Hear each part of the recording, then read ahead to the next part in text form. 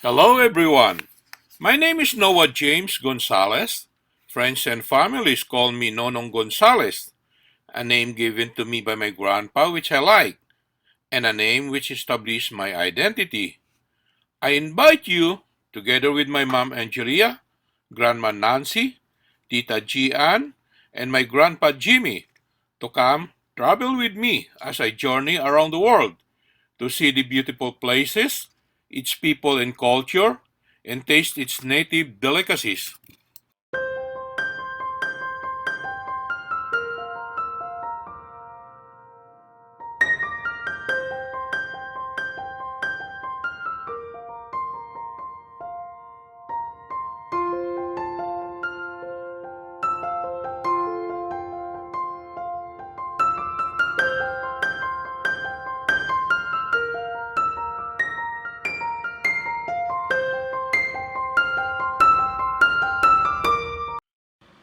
Hadrian's Wall, also called the Roman Wall or Picts Wall, is a former defensive fortification of the Roman province of Britannia. Began in 122 AD in the reign of the Emperor Hadrian. It ran from the banks of the River Tyne near the North Sea to the Solway Firth on the Irish Sea, and was the northern limit of the Roman Empire, immediately north of which were the lands of the northern Ancient Britons, including the Picts. It had a stone base and a stone wall. There were milecastles with two turrets in between. There was a fort every 5 Roman miles. From north to south, the wall comprised a ditch, wall, military way, and vallum, another ditch with adjoining mounds. It is thought the milecastles were staffed with static garrisons, whereas the forts had fighting garrisons of infantry and cavalry.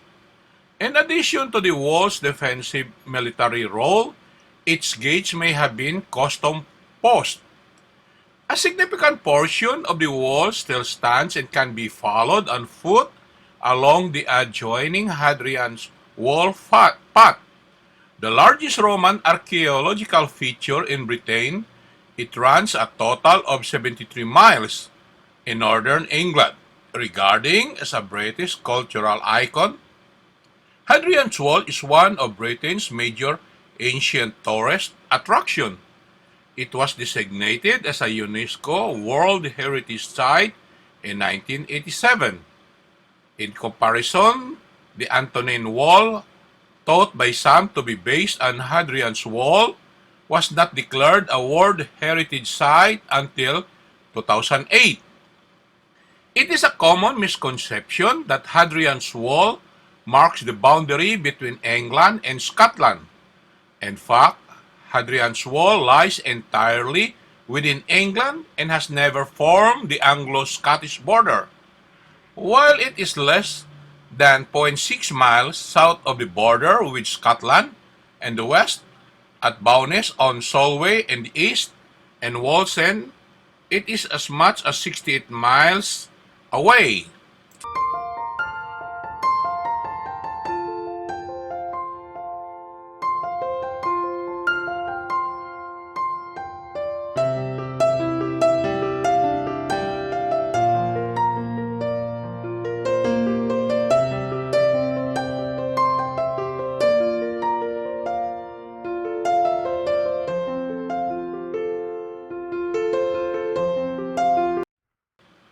Hadrian's Wall was 80 Roman miles long, its width and height varied according to the construction materials available nearby.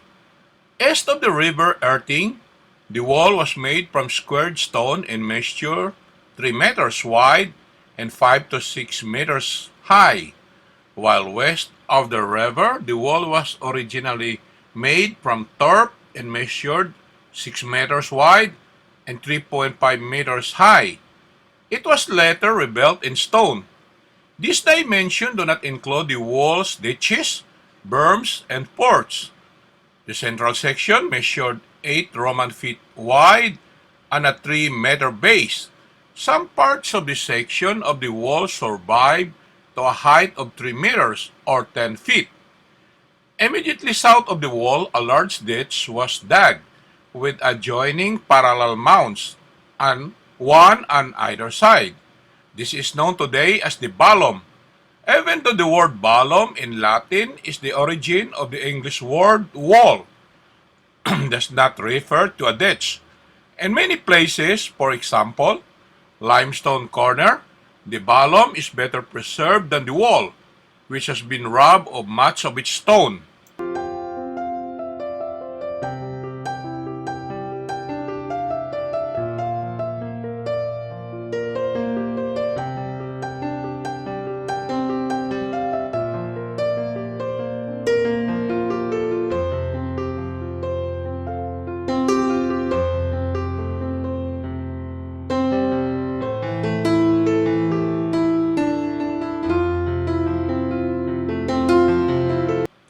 Hadrian's Wall extended west from Sigidonum at Wallsend on the River Tyne via Carlisle and Kirkandros on Eden to the shore of the Solway Firth, ending a short but unknown distance west of the village of Bowness-on-Solway.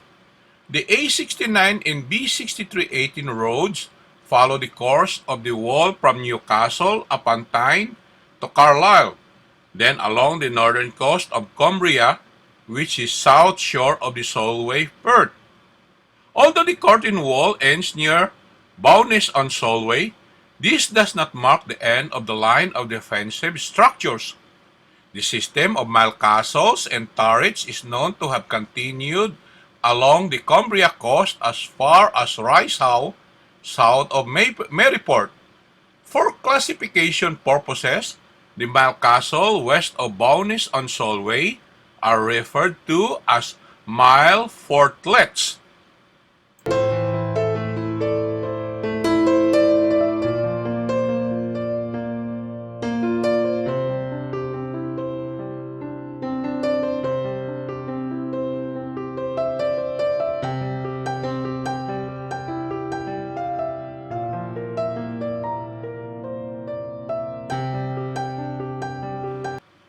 Construction started in 122 and was largely completed in 6 years.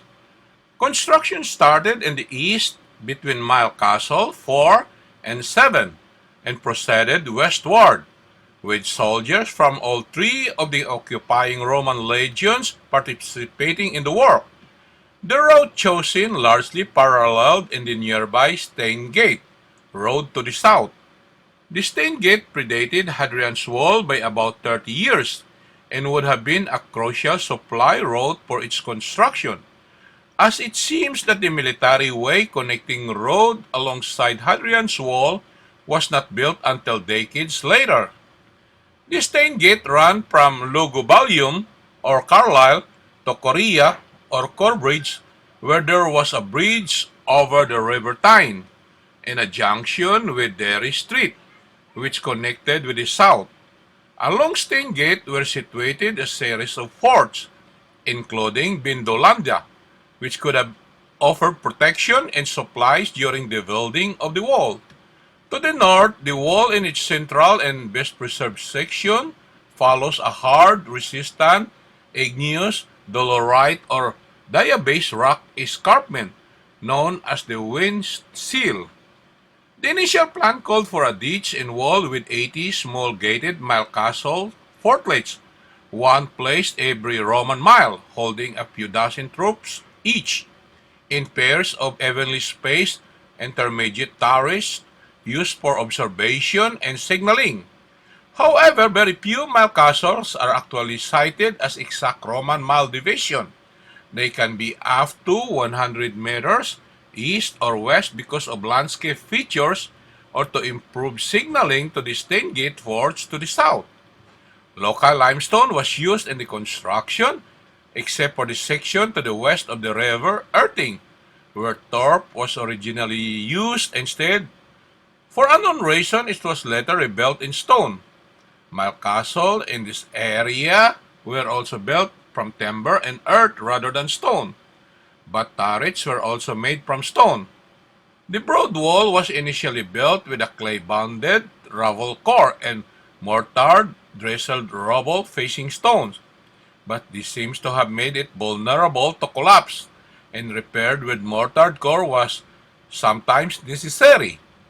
The milecastles and turrets were of three different designs, depending on which Roman legion built them. Inscription of the L. Augusta, the Six Victrix, and XX Valeria legion show that all were involved in the construction. The turrets were about 493 meters apart and measured 14.2 meters squared internally. Construction was divided into lengths of about kilometers or 5 miles. One group of each legion would excavate the foundation and build the mile castle and turrets, and the other cohorts would follow with the wall construction. The wall was finished in 128.